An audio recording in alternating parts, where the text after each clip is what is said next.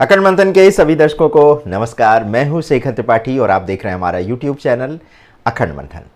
दीपावली 2025 की मुहूर्त कुंडली जो हमने बनाई है उससे हमें भारत के आने वाले एक वर्ष की भविष्य फल का संकेत मिल रहा है। मीन राशि में वक्री जो शनि है वो 12वें भाव में विराजमान है और ये जो स्थिति है, युति है, ये बता रही है कि साल 2025-26 भारत के लिए समीक्षा और जवाबदेही का वर्ष बनने जा रहा है।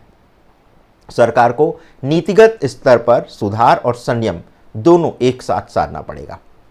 शनि वक्री है, रफ्तार धीमी होगी लेकिन सोच गहरी होगी। और जब शनि वक्री होता है तो वो सिर्फ देरी नहीं लाता बल्कि पुनर्विचार भी कराता है। जी हाँ, सरकार की कोई ऐसी एक तरफा नीति अगर घोषित की जाती है तो शनि जो है दबाव डालेगा सरकार पर। तो शनि जो है सरकार पर दबाव डालेगा कि वो उस पर पुनर्विचार करे, क्योंकि हो सकता है कि कोई ऐसी नीति सरकार बनाए जिस पर जनता का एक बड़ा वर्ग सहमत ना हो। और शनि के मीन राशि में होने के कारण भावनात्मक और आदर्शवादी निर्णयों की सरकार को समीक्षा करनी पड़ सकती है।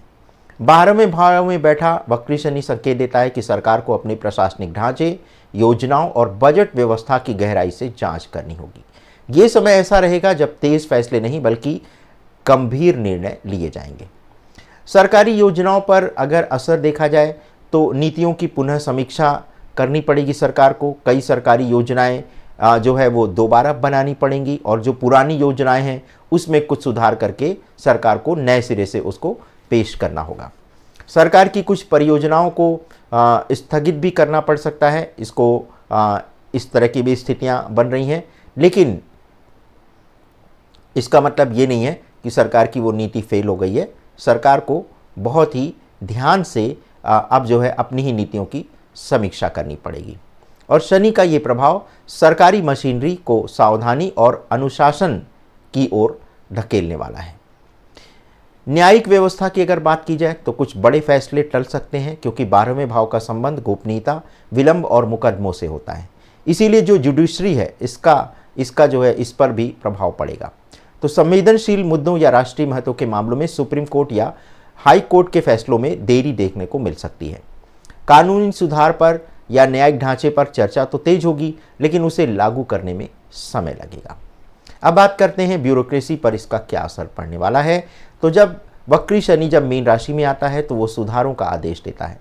सरकार प्रशासनिक संरचना को बेहतर बनाने के लिए कड़े और व्यवहारिक फैसले ले सकती है।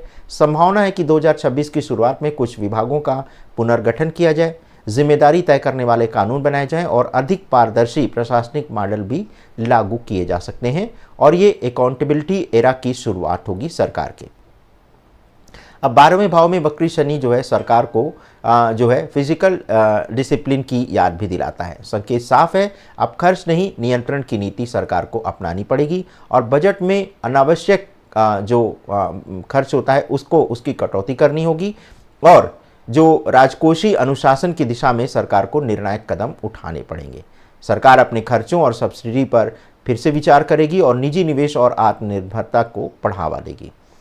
शनि का जो उजला पक्ष है यानी जो उसका पॉजिटिव पॉइंट है वो ये है कि इस समय डिजिटल सुधार देखने को मिलेगा, लेकिन जो भी होगा वक्री शनि के कारण इसमें काफ़ी देर होगी, विलंब होता हुआ दिखाई दे रहा है।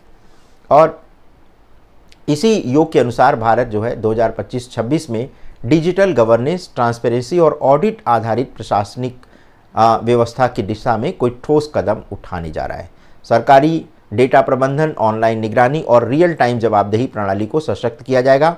शनि ये सिखा रहा है कि संरचना में अनुशासन लाओ, नहीं तो फिर जो है इसका परिणाम भुगतने के लिए तैयार रहो। तो वक्री शनि ये संदेश दे रहा है कि धीरे चलो लेकिन सही चलो। प्रशासनिक निर्णय में समय लगेगा लेकिन सुधारों की गहराई अभूतपूर्व होगी। 2025-26 में एक नए संगठित, अनुशासित और डिजिटल प्रशासनिक युग में जो है भारत प्रवेश करने वाला है और ये वर्ष सत्ता के लिए नहीं बल्कि सरकार की शुद्धिकरण का वर्ष होने वाला है।